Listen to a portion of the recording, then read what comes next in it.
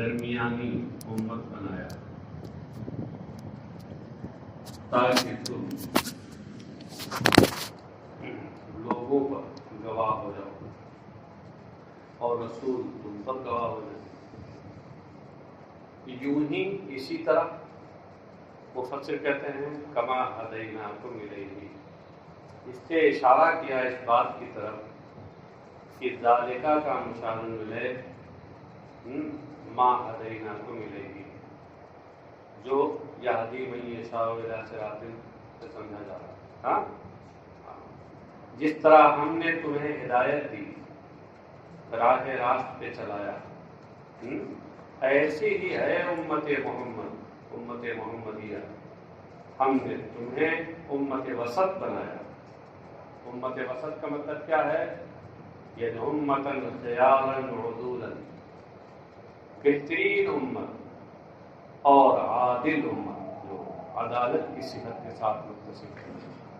گواہ کے لیے ایک اچھا انسان ہونا بھی ضروری ہے، اسی کے ساتھ ساتھ وصف عدالت بھی ہونا چاہیے۔ فاسق کی گواہی معتبر نہیں ہے۔ تو اے امت محمدیہ بحیثیت امت، میں نے تمہیں عدالت کے وصف سے متصل کیا، لتکونوا شہداء علی الناس یوم القیامہ، تاکہ قیامت کے دن تم لوگوں پر گواہ ہو جاؤ۔ کس بات کے گواہ؟ ان رسولہم بلغتہم، کہ ان کے رسولوں نے ان تک پیغام پہنچا دیا۔ یہ ان رسولہم، یہ مشہود بھی کا بیان ہے یہاں، کیونکہ جہاں گواہی ہوتی ہے تو وہاں ایک گواہی دینے والا ہوتا ہے، ایک گواہی کسی کے متعلق ہوتی ہے، پھر ایک وہ بات ہوتی ہے جس کی گواہی دی جاتی ہے۔ وہ بات جس کی گواہی دی جائے وہی مشہود بھی ہے۔ اس کا ذکر چونکہ قرآن کریم میں نہیں تھا، مفسر نے اس کو نکالا ہے کہ ان رسولہم بلغتہم وَيَكُونُ الرَّسُولُ عَلَيْكُمْ شَهِيدًا، اور یہ رسول تمہارے اوپر گواہ ہوں گے، انہ بلغکم، تمہارے اوپر اس بات کے گواہ ہوں گے کہ انہوں نے تم تک یہ بات پہنچائی۔ یہ حدیث شریف میں ہے کہ جب قیامت قائم ہوگی اور وہاں اولین و آخرین سب کا مجمع ہوگا، وہاں پر اللہ تبارک و تعالیٰ اگلی امتوں کے کفار سے پوچھے گا کہ تم نے کیوں عمل نہیں کیا ہمارے احکام پر؟ وہ یہ کہیں گے کہ کسی نے ہم تک تیرے احکام پہنچائے ہی نہیں، اس لیے ہم نے نہیں عمل کیا۔ تو ان کے رسولوں کو، نبیوں کو بلایا جائے گا اور اللہ تعالیٰ ان سے سوال کرے گا کہ کیا کہہ رہے ہیں، جبکہ اللہ کو سب معلوم ہے، یہ سب اتمام حجت کے لیے۔ تو وہ کہیں گے یقیناً میں نے تیرے احکام تک پہنچائے۔ تو ان سے کہا جائے گا کہ کوئی گواہ لاؤ، یہ بات تو تمہارا دعویٰ ہے، کوئی گواہ لاؤ۔ تو وہ امت محمدیہ کو گواہی میں پیش کرے۔ پوری امت بحیثیت امت عادل ہے، اور اسی لیے اس امت کی ایک خصوصیت یہ ہے کہ امت بحیثیت پوری امت یہ گمراہی پر کبھی متفق نہیں ہو سکتی۔ تو امت محمدیہ اس بات کی گواہی دے گی کہ ہاں، ان لوگوں نے اپنی امتوں تک تیرے احکام پہنچائے۔ وہ سب ایک سے ایک اس میں دائیاں لوگ ہوں گے، وہ کہیں گے کہ ان کو کیسے معلوم، یہ تو اس زمانے میں تھے ہی نہیں، یہ تو بعد میں آئے ہیں لوگ، ان کو کیسے معلوم کہ ہمارے رسولوں نے اور نبیوں نے ہم تک احکام تیرے پہنچائے تھے؟ تو اللہ تعالیٰ امت محمدیہ سے پوچھے گا کہ بھائی بتاؤ، جواب دو کہ تمہیں کیسے معلوم؟ تو امت محمدیہ یہ کہے گی کہ تو نے نبی آخر الزماں کو مبعوث فرمایا، ان پر ایک کتاب نازل فرمائی، اس کے ذریعے ہمیں معلوم ہوا کہ تیرے ان رسولوں اور نیک بندوں نے اپنی امت تک کے احکام پہنچائے۔ تو پھر نبی اکرم صلی اللہ تعالیٰ ان سے کہا جائے گا کہ اب تم اپنی اس بات پہ گواہ لاؤ۔ تو نبی اکرم صلی اللہ علیہ وسلم حاضر ہوں گے اور وہ ان کی گواہی پر گواہی دیں گے کہ ہاں ایسا ہے. اسی کا ذکر ہے اس میں جعلناکم امۃ وسطا لتکونوا شہداء علی الناس ویکون الرسول علیکم شہیدا. اختصار کے ساتھ وما جعلنا القبلة التي كنت عليها إلا لنعلم من يتبع الرسول ممن ينقلب على عقبيه. اور یہ قبلہ جس پر آپ یہ قبلہ جو اس وقت ہے ہم نے آپ کے لیے وہ نہ بنایا جس پر آپ تھے الا لنعلم مگر اسی لیے تاکہ ہم دیکھ لیں اور ہمارے علم کا ظہور ہو جائے لوگوں کے سامنے کہ کون رسول کی پیروی کرتا ہے اور کون اپنے ایڑیوں کے بل پلٹ جاتا ہے. لنعلم من یتبع الرسول ممن ینقلب. اصل میں دیکھیے یہ عالمہ کے بعد جب من برائے فصل کا استعمال ہو تو اس صورت میں علمہ بے معنی میزہ ہو جاتا ہے. جیسے علم تو ھذا من ذاکا، ہاں یعنی میز تو بین ھذا و ھذا، ان دونوں کے درمیان ہم نے فرق کیا. سمجھے؟ یہاں بھی وہی تعبیر ہے لنعلم من یتبع الرسول ممن ینقلب. یہ جو ممن میں من ہے یہ وہی من برائے فصل ہے. اچھا ایک چیز تو یہ ہے. تو دوسرے یہاں لنعلم ظاہر عبارت یہ بتا رہی ہے کہ اس سے حدوث علم ہو رہا. لنعلم یعنی اللہ نے فرماتا کہ ہم نے جو قبلے میں تصرف کیا ہے کہ پہلے تم بیت المقدس کی طرف رخ کر کے نماز پڑھتے تھے اور اب حکم کو دیا کہ تم کعبہ شریف کی طرف رخ کر کے نماز پڑھو. ہم نے یہ قبلہ اس لیے بنایا تاکہ ہم جان لیں. بعض نے ترجمہ یہ کیا ہے، بعض ترجمے نے تاکہ ہم جان لیں. اب آپ بتائیے کہ اردو میں جب کہا جائے گا کہ ہم جان لیں تو اس کا کیا مطلب ہوگا؟ اس کا سیدھا یہی تو مطلب ہوگا کہ ہم پہلے نہیں جانتے تھے. یہاں یہ جو ظاہری لفظ ہے اس کا یہی معنی مراد نہیں ہے، ظاہری معنی. اس لیے مفسر نے علم ظہور اس کی تفسیر کی کہ علم تو پہلے سے ہے مگر اس علم کا ظہور ہو جائے لوگوں کے سامنے. اسی لیے اعلیٰ حضرت سے جو ترجمہ کیا ہے لنعلم وہ ترجمانی کی ہم یہ کیا ہے کہ تاکہ ہم دیکھ لیں، ہم فرق و تمیز کر لیں کہ کون رسول کی پیروی کرتا ہے کون ایڑیوں کے بل پلٹ جاتا ہے. ان دونوں کے درمیان ہم فرق و تمیز کر لیں. اچھا تو اوپر سے دیکھیے جعلنا اس کی تفسیر کی سیرنا سے اس سے اشارہ کیا اس بات کی طرف کہ جعلنا یہ متعدی وضو مفعول ہے، افعال تسیر میں سے ہے. افعال تسیر متعدی وضو مفعول ہوتے ہیں. اس کا مفعول بھی اول ہے القبلۃ اور مفعول بھی ثانی ہے التی کنت علیہا. اس لیے اس کے مطابق انہوں نے تشریح کی. کہتے ہیں اور ہم نے یہ قبلہ جو اس وقت آپ کا قبلہ ہے ہم نے اسے قبلہ بنایا الجہت التی، ایسی جہت اور ایسی سمت بنائی کہ التی کنت علیہا کہ جس پر آپ پہلے تھے. یعنی پہلے آپ کا قبلہ جو بیت المقدس تھا اور اب جو ہے وہ کعبہ ہے جس پر آپ پہلے تھے. وہی الکعبہ وہ کعبہ ہے. وکان صلی اللہ علیہ وسلم یصلی الیہا اور نبی اکرم صلی اللہ علیہ وسلم اس کی طرف رخ کر کے نماز پڑھتے تھے جب مکہ شریف میں تھے. فلما ہاجر امر باستقبال بیت المقدس، جب آپ نے ہجرت فرمائی یعنی مدینہ طیبہ تشریف لے گئے تو بیت المقدس کی طرف رخ کرنے کا آپ کو حکم دیا گیا. تعلقاً للیہود، یہود کی تالیف قلب کے لیے آپ کو حکم دیا گیا کہ بیت المقدس کی طرف آپ رخ کر کے نماز پڑھیں۔ اس میں بظاہر یہ حکمت تھی کہ ہو سکتا ہے کہ یہودی جو ان کی فطرت ثانیہ ہی شرارت ہے، ہو سکتا ہے ان میں سے کچھ مائل ہو جائے اسلام کی طرف۔ فصلى إليه ستة أو 17 شهرا۔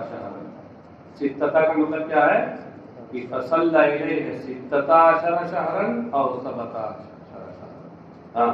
تو نبی اکرم صلی اللہ علیہ وسلم نے بیت المقدس کی طرف رخ کر کے 16 یا 17 مہینے تک نماز پڑھی۔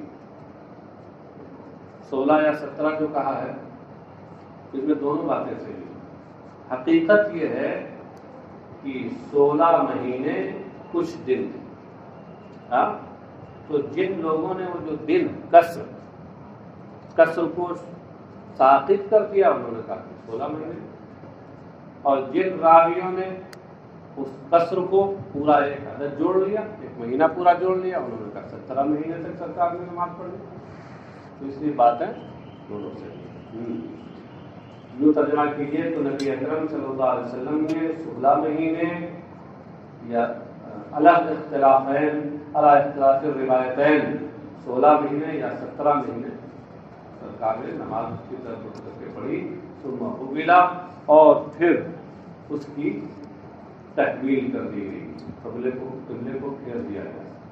تو یہ ہم نے جو کیا اس لیے الا لنعلم علم الظہور، علم نسب کے ساتھ نعلمہ کا مفعول مطلق ہے، یہ بتانے کے لیے ہے کہ یہاں علم سے مراد حدوث علم نہیں ہے بلکہ ظہور علم ہے۔ یہاں علم تو اللہ کو پہلے سے، تاکہ ہمارا علم اس سلسلے میں ظاہر ہو جائے کہ کون رسول کی پیروی کرتا ہے پھر اس کی تصدیق کرتا ہے، اور کون اپنی ایڑیوں کے پر پلٹ جاتا ہے، یعنی کفر کی طرف لوٹ جاتا ہے دین میں شک کرتے ہوئے اور اس بات کا گمان کرتے ہوئے کہ نبی کو اپنے معاملے میں حیرت و تردد ہے۔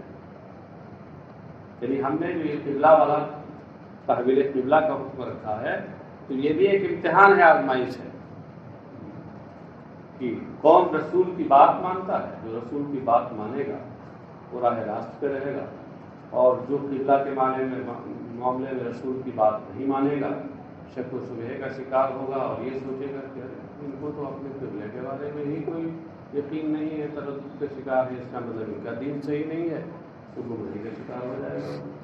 وَقَدْ ارْتَدَّ لِذَلِكَ جَمَاعَةٌ، یہ ایک جماعت اسی کی وجہ سے دین سے پھر گئی، یعنی وہ اس امتحان میں اللہ کے اس امتحان میں کامیاب نہ ہوئی۔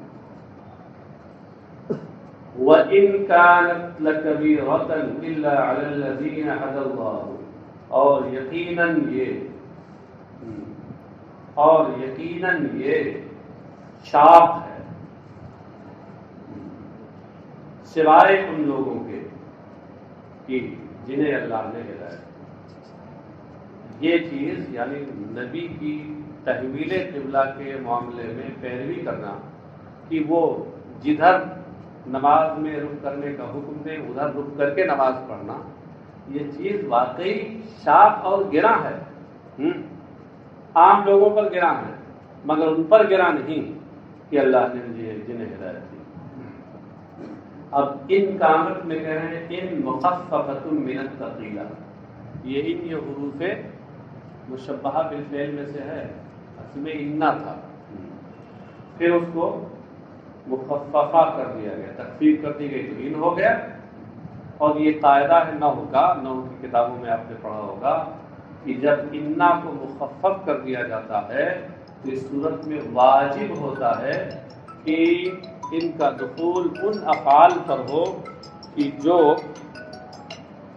افعال مبتدا خبر پر داخل ہوتے ہیں، جیسے افعال ناقصہ اگر مبتدا خبر پہ داخل ہوتے ہیں نا، تو جب ان مخفف عن المثقلہ ہو جائے تو اس صورت میں ان کا دخول فعل پر بھی ہوتا ہے مگر ان افعال پہ ہوتا ہے جو مبتدا و خبر پر داخل ہوتے ہیں، اور اس صورت میں ان کی ان کا اسم واجب الحذف ہوتا ہے اور وہ ضمیر شان ہوتی ہے، اس لیے کہتے ہیں کہ وہ اسمھا محذوف، اس کا اسم محذوف ہے۔ اے انہا کانت لکبیرۃ، آپ انہا بھی پڑھ لیں تو ہمیں بہت زیادہ اعتراض نہیں ہے، انہا کہیے تو زیادہ ظاہر ہے۔ انہا کانت، تو یہ ہا ضمیر شان کے بجائے یہاں ضمیر قصہ ہو جائے گی۔ ارے بھائی ضمیر شان ضمیر قصہ میں بنیادی طور پر زیادہ فرق نہیں ہے، صرف اتنا فرق ہے کہ ضمیر شان مذکر ہوتی ہے اور ضمیر قصہ مؤنث ہوتی ہے، باقی سارے اوصاف یکساں ہیں۔ ضمیر شان کی تعریف آپ کیا کریں گے؟ وہ ضمیر مفرد غائب غیر مجرور، کہ جس کے بعد ایک جملہ ہو جو اس کی تفسیر کرے، واحد مفرد غائب اور مذکر بھی لگا لیجیے، غیر مجرور مذکر لگا دیا آپ نے تو شان ہو گئی، اور اگر انہی اوصاف کے ساتھ مذکر کو ہٹا کے مؤنث لگا دیجیے تو یہ ضمیر قصہ کی تعریف ہو جائے گی۔ بس اتنا ہی فرق ہے، ضمیر شان مذکر، ضمیر قصہ مؤنث، تو یہ ضمیر قصہ ہے۔ وَإِنْهَا كَانَتْ التَّوْلِيَةُ إِلَيْهَا لَكَبِيرَةً شَاقَّةً عَلَى النَّاسِ، یعنی ان کی جانب پھیرا جانا، اس قبلے کی طرف پھیرا جانا یقیناً بڑی چیز ہے، یعنی لوگوں پر، عام لوگوں پر یہ شاق اور گراں ہے، سوائے ان لوگوں کے کہ جنہیں اللہ نے، ان میں سے جنہیں اللہ نے ہدایت دی، جو اللہ کی ہدایت سے شادکام ہوتے ہیں وہی اس کو گراں نہیں سمجھتے۔ وما کان اللہ لیضیع ایمانکم، اور اللہ کی یہ شان نہیں کہ تمہارے ایمان کو ضائع کرے۔ اصل میں ہوا کیا کہ جب نبی اکرم صلی اللہ علیہ وسلم نے 16 یا 17 مہینے تک بیت المقدس کی طرف رخ کر کے نماز پڑھی، اور اس کے بعد جب تحویل قبلہ ہو گئی اور کعبہ شریف کی طرف رخ کر کے نماز پڑھنے لگے، تو حجیج ابن اخطب یہودی تھا، بڑا شریف، اس نے لوگوں کو، مسلمانوں کو بہکانا شروع کیا، یہ بتاؤ کہ کعبہ، یہ بیت المقدس کی طرف رخ کر کے نماز پڑھنا یہ حق تھا کہ ناحق؟ اگر وہ حق تھا تو اب جو تم لوگ کر رہے ہو یہ ناحق ہے، منطقی دلیل دی ہوگی، اور اگر وہ ناحق تھا تو پھر اس کی طرف اتنے دن تک نماز بھی پڑھی گئی اور نماز پڑھنے کا حکم کیوں دیا گیا؟ یہ بتاؤ تم، اور پھر یہ بھی بتاؤ کہ تم میں سے کتنے ایسے لوگ ہیں، تمہارے رشتے دار، تمہارے متعلقین، جو اسی 16-17 مہینے کی مدت میں اس دنیا سے چلے گئے، تب تو ان کی ساری نمازیں ضائع ہو گئیں جو انہوں نے بیت المقدس کی طرف رخ کر کے نمازیں پڑھی۔ یہ کتنا بڑا دین کا تمہارے نقصان ہوا، بتاؤ۔ اس طرح سے دین کے معاملے میں کھلواڑ کیا جاتا، اس طرح سے بہکایا۔ تو جب مسلمانوں نے یہ باتیں سنی تو رسول اکرم صلی اللہ علیہ وسلم کی بارگاہ میں حاضر ہو کر اور انہوں نے خود پیش کیا، آیت نازل ہوئی، وما كان الله ليضيع ایمانکم ان اللہ بالناس لرؤوف رحیم۔ اللہ کی شان نہیں کہ تمہارے ایمان کو ضائع کرے۔ اے صلاتکم الی بیت المقدس، یعنی بیت المقدس کی طرف جو تمہاری نماز ہے اس کو ضائع کرے، یہ اللہ کی شان ہے۔ تو یہاں ایمان کی تفسیر صلاۃ الی بیت المقدس سے، صلاۃ سے، اس لیے کہ یہ ایمان کی نشانی ہے۔ اور پھر جب یہ ایمان کی نشانی ہے اور ساتھ ہی ساتھ یہ جو روایت ہے، اس روایت جو کہ سے ثابت ہوتا ہے کہ اس سے مراد یہ سوال جو تھا اور یہ جو شکایت تھی وہ نماز کے بارے میں تھی، اس لیے اس سے ظاہر ہوا کہ ایمان سے مراد نماز ہے۔ تو وہ یہ تفسیر الآیت بالحدیث ہے نا، تفسیر الآیت بالحدیث۔ تو اللہ کی یہ شان نہیں کہ تمہارے ایمان کو یعنی بیت المقدس کی طرف رخ کر کے تمہاری جو نمازیں ہیں ان کو ضائع اور برباد کرے، بل یصیبکم علیہ، بلکہ ان پر بھی تمہیں وہ ثواب دے گا۔ یہ تفسیر کیوں کر رہے ہیں؟ لأن سبب نزولها السؤال عمن مات قبل التحویل، یعنی اس لیے کہ اس آیت کی شان نزول، اس آیت کا سبب نزول یا اس آیت کی شان نزول یہ ان لوگوں کے بارے میں پوچھنا ہے جو تحویل قبلہ سے پہلے جن کا انتقال ہو گیا 16-17 مہینے کی مدت۔ ان اللہ بالناس المؤمنین لرؤوف رحیم فی عدم اضاعت اعمالہم، یقیناً اللہ لوگوں یعنی اہل ایمان کے ساتھ سارا کیا کیا الزام ذکر کیا مومنوں کے ساتھ انتہائی مہربانی فرمانے والا اور رحم والا ہے۔ فی عدم اضاعت اعمالہم، ان کے اعمال کو برباد نہ کر کے، وہ مہربان ہے کہ اعمال برباد نہیں کرے گا۔ اب یہاں رؤوف یہ رافت سے بنا ہے اور رحیم رحم سے بنا ہے، رحم یا رحمت سے۔ تو رافت کا معنی تو ہوتا ہے شدت رحمت، اعلیٰ درجے کی مہربانی، اور رحم یہ عام ہے۔ تو اس کا مطلب یہ ہوا کہ رافت کا درجہ رحمت کے درجے کے بعد ہے، اس سے اوپر ہے۔ تو اعلیٰ سبیل ترقی ہونا یہ چاہیے تھا کہ پہلے رحیم آتا اور اس کے بعد رؤوف آتا۔ کیوں؟ ترقی ادنا سے اعلیٰ کی طرف ہوتی ہے نا، تو ہونا چاہیے تھا کہ لا رحیم رؤوف، مگر یہاں اس کے الٹا کیسے ہو گیا؟ اسی کو کا جواب دیتے ہوئے کہتے ہیں کہ والرافت شدت الرحمت وقدم الابلغ للفاصلہ۔ جواب کا حاصل یہ ہے کہ یہاں پر ہونا تو وہی چاہیے تھا جو آپ کہہ رہے ہیں، لیکن ایک دوسری وجہ سے رؤوف کو مؤخر اور رحیم کو مقدم کر دیا گیا۔ رؤوف کو مقدم اور رحیم کو مؤخر کیا گیا۔ وہ کس وجہ سے؟ وہ فاصلے آیت کی رعایت میں۔ فاصلہ سمجھتے ہیں نا، کلام کا فاصلہ، کلام کا جو آخری کلمہ ہوتا ہے وہ فاصلہ کہلاتا ہے۔ آیت کا فاصلہ کیا ہوگا؟ آیت کا آخری کلمہ۔ یہاں اس سے پہلے آیت کیا ہے؟ لرؤوف الرحیم سے پہلے جو آیت ہے وہ کیا ہے؟ یہدی من یشاء الی صراط مستقیم، مستقیم یہ ہے فاصلہ۔ تو اب اگر یہاں رحیم کے بجائے رؤوف لے آیا جاتا تو اس فاصلے کی رعایت نہ ہوتی۔ اور جب رحیم لے آیا گیا تو جیسے مستقیم ہے کہ اس فاصلے میں آخر میں میم ہے، اس سے پہلے یا ساکن ہے، تو ویسے رحیم میں بھی یہی بات ہو گئی، فاصلے آیت کی موافقت ہو گئی، اس کی مطابقت کے لیے ہی کر دیا گیا۔ اور دیکھیے یہ ضابطہ یاد رکھیے کہ تقدم و تاخر ذکری کے نکات قصد متکلم پر موقوف ہوتے ہیں۔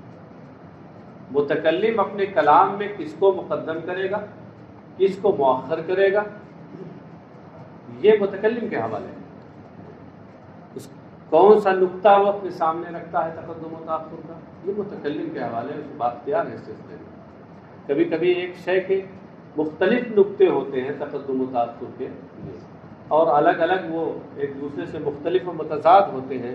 ایک نقطے کا تقاضا ہوتا ہے کہ اس لفظ کو مؤخر کیا جائے، اور دوسرے نقطے کا تقاضا ہوتا ہے کہ اس کو مقدم کیا جائے۔ اب وہاں متکلم با اختیار ہے، جس نقطے کو چاہے اختیار کر لیں، اس کے لحاظ سے کلام میں تقدیم و تاخیر کر لیں۔ تقدم و تاخر کلام، اور یوں کہہ لیجیے کہ تقدم و تاخر ذکری کے نکات قصد متکلم میں موجود ہیں، بطور رسول یاد کر لیجیے۔ رافت یہ غایت درجہ رحمت و مہربانی کا نام ہے، اور یہاں زیادہ بلیغ کو فاصلے کی رعایت کی وجہ سے مقدم کر دیا ہے۔ زیادہ بلیغ کون ہے؟ رؤوف ہے۔ قدر تقلب وجهك في السماء فَلَنُوَلِّيَنَّكَ قِبْلَةً تَرْضَاهَا فَوَلِّ وَجْهَكَ شَطْرَ الْمَسْجِدِ الْحَرَامِ وَحَيْثُمَا كُنتُمْ فَوَلُّوا وُجُوهَكُمْ شَطْرَهُ وَإِنَّ الَّذِينَ أُوتُوا الْكِتَابَ لَيَعْلَمُونَ أَنَّهُ الْحَقُّ مِنْ رَبِّهِمْ وَمَا اللَّهُ بِغَافِلٍ عَمَّا يَعْمَلُونَ یا عَمَّا تَعْمَلُونَ۔ یقیناً آسمان کی طرف ہم آپ کے چہرے کو بار بار پھیرنا لوٹانا ہم دیکھ رہے ہیں۔ یہ آسمان کی طرف جو بار بار آپ اپنا چہرہ پھیر رہے ہیں اس کو ہم دیکھ رہے ہیں۔ فَلَنُوَلِّيَنَّكَ قِبْلَةً تَرْضَاهَا، تو ہم ضرور آپ کو اس قبلہ کی طرف پھیر دیں گے جس سے آپ راضی ہوں گے۔ فَوَلِّ وَجْهَكَ شَطْرَ الْمَسْجِدِ الْحَرَامِ، تو دیر کرنے کی کیا ضرورت ہے، اسی وقت اپنا چہرہ مسجد حرام کی طرف پھیر دیجیے۔ ہوا، اور یہ تو سرکار سے خطاب ہوا، اور اس کے بعد امتیوں سے، وَحَيْثُمَا كُنتُمْ، اے امت محمد تم لوگ جہاں بھی رہو، فَوَلُّوا وُجُوهَكُمْ شَطْرَهُ، اپنے چہرے اسی مسجد حرام کی جانب پھیرو۔ کیا مطلب حالت نماز میں، غیر نماز میں نہیں کہ جہاں بھی رہو تو قبلہ رخ رہو ہر وقت۔ ہاں، تو تم میں سے کوئی شخص ابھی کھڑے ہو کے سوال کرتے کہ آپ تو قبلہ رخ نہیں بیٹھے ہوئے، اور نہ ہم لوگ قبلہ رخ، ہم لوگوں کو قبلہ رخ بیٹھائے ہوئے، کیوں؟ نماز کا معاملہ چل رہا ہے۔ قبلہ سمجھ گئے، یہ قبلہ نماز کا قبلہ ہے، سمجھے قبلہ؟ اچھا، قد نرا میں جو قد ہے تحقیق کے لیے، زمخشری صاحب نے کشاف میں اس بات کی طرف اشارہ کیا، یہ قد برائے تکثیر ہے، اور بہت سے لوگوں نے اس کو لکھا بھی، حتیٰ کہ ابن ہشام نے بھی مغنی اللبیب میں یہی لکھا کہ قد فعل مضارع پر یہاں جو داخل ہے نرا میں، یہ تکثیر کے لیے، لیکن یہ خلاف تحقیق وہ ہے جو امام سیوطی نے یہاں لکھی کہ قد تحقیق کے لیے، تحقیق یہ ہے، یہ محض تحقیق کے لیے ہے، برائے تکثیر نہیں۔ ہاں، کیوں؟ غور کیجیے کہ یہاں جو فعل کی کثرت ہے وہ نرا میں تھوڑا ہے، نرا تو اللہ فرما رہا ہے کہ ہم دیکھ رہے ہیں، تو ہم دیکھ رہے ہیں، اس میں یہ مطلب تھوڑا کہ ہم بار بار دیکھ رہے ہیں، وہاں رویت میں کوئی تکرار نہیں ہے، دوام ہے، اور تکرار جو ہے وہ تقلب میں ہے، تو اس کا مطلب تکرار جو پیدا ہو رہی، کثرت جو پیدا ہو رہی، وہ تقلب کے معنی سے پیدا ہو رہی، نہ کہ قد کی وجہ سے پیدا ہو رہی۔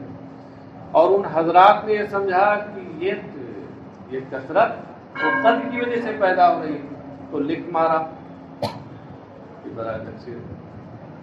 تحقیق یہی ہے کہ اس پر بڑی لمبی سب بحثیں کی گئی ہیں، اس موقع پر آپ کافیۃ النحو دیکھیے، ان ساری بحثوں کا خلاصہ آدھے صفحے میں ذکر کیا، کہاں سے ہے کیا اس میں لکھا ہوا۔ قد نرا تقلب وجهك في السماء، یقیناً آسمان کی طرف آپ کا چہرے کو بار بار پھیرنا ہم دیکھ رہے ہیں۔ تقلب بمعنی تصرف، بار بار پھیرنا، فی السماء یعنی فی جہت السماء، مضاف محذوف ہے، متطلعا الی الوحی متشوقا للامر استقبال القبلہ، وحی کا انتظار کرتے ہوئے اور استقبال قبلہ کے حکم کا شوق رکھتے ہوئے۔ اصل میں حضور اکرم صلی اللہ تعالی وسلم کی قلبی خواہش یہ تھی کہ ہمارا قبلہ ابراہیمی ہو، یعنی کعبہ مکرمہ جو ہمارے جد کریم کا قبلہ ہے۔ تو ایک بار نماز کا موقع تھا اور رسول اکرم صلی اللہ علیہ وسلم غایت شوق کی وجہ سے بار بار آسمان کی طرف رخ کر کے وحی کا انتظار میں تھے، تو اس وقت آیت نازل ہوئی، قد نرا تقلب وجهك في السماء، وکانا یمد ذلك لانها قبلۃ ابراہیم، اور رسول اکرم صلی اللہ علیہ وسلم یہ چاہتے تھے اس لیے کہ یہ حضرت ابراہیم کا قبلہ تھا، اور لانه ادعى الى الاسلام العرب، اور عربوں کے مسلمان اسلام لانے کی یہ زیادہ ظاہری سبب ہوتا ہے۔ کیونکہ عرب اولاد ابراہیم ہیں اور وہ عام طور سے کعبہ کی تعظیم کرتے تھے دور جاہلیت میں بھی. فَلَنُوَلِّيَنَّكَ قِبْلَةً تَرْضَاهَا نُوَلِّيَنَّكَ یعنی نُحَوِّلَنَّكَ تولیہ بمعنی تحویل, تو ہم ضرور تمہیں اس قبلہ کی طرف پھیر دیں گے جس سے آپ راضی ہو, راضی ہیں. ترضاها کا مطلب تحبها جس کو آپ پسند کرتے ہیں. فَوَلِّ وَجْهَكَ یعنی استقبل فی الصلاة شطرا یعنی نحو المسجد الحرام ای الکعبہ, تو اسی وقت نماز میں آپ مسجد حرام کی جانب اپنا چہرہ پھیر لی. مسجد حرام اس سے مراد کعبہ ہے. آپ تو جانتے ہیں نا کہ قبلہ کیا ہے.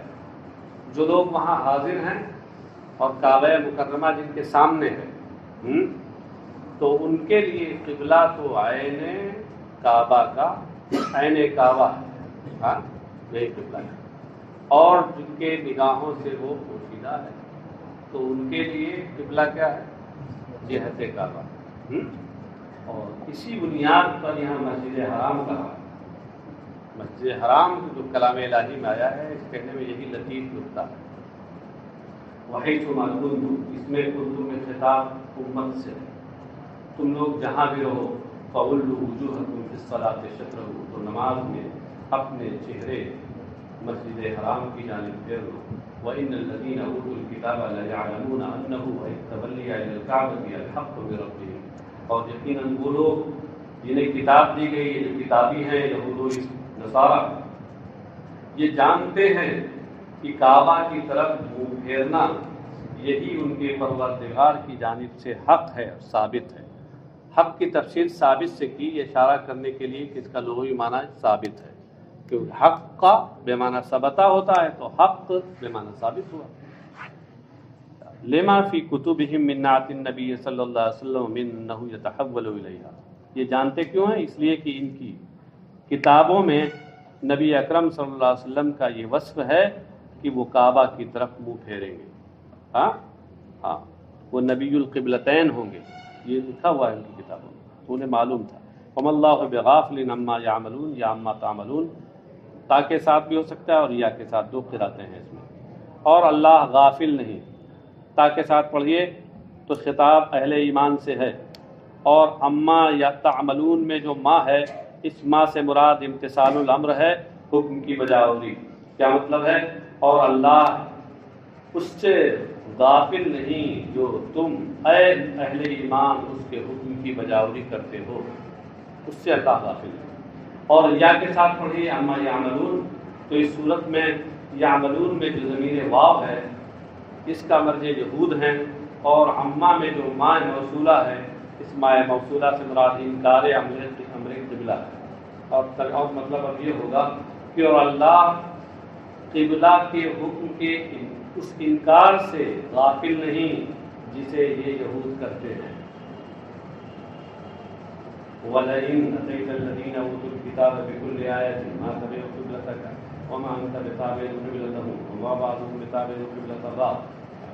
اس سرکار کو تسلی دیتے ہوئے ارشاد ہوا لئن, کہہ رہے لام قسم ہے, یہ وہی ان کی خاص اصطلاح بخدا, اگر آپ اتیت الذین اوتوا الکتاب بکل آیۃ, ان کتابیوں کے پاس اگر ہر طرح کی نشانی لے آئیے, ایسی نشانی جو قبلہ کے معاملے میں آپ کے سچے ہونے کے اوپر نشانی ہو, اس کو لے آئیے. ما تبعوا قبلتک یعنی لا یتبعون قبلتک, پھر بھی یہ آپ کے قبلہ کی پیروی نہیں کریں گے.